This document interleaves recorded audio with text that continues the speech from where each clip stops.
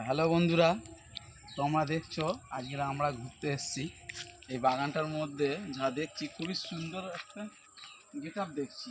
এই বাগানটার মধ্যে ধরে নাও আপনারা ভিডিও করতে আসলে খুবই জায়গাটা আপনাদের পছন্দ হবে আর খুবই ভিডিওটা ভালো হবে।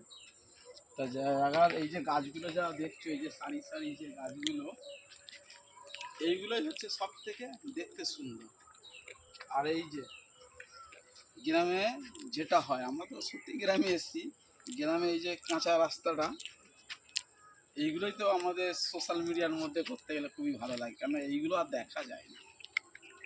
এদিকে আসেন, দেখাচ্ছি।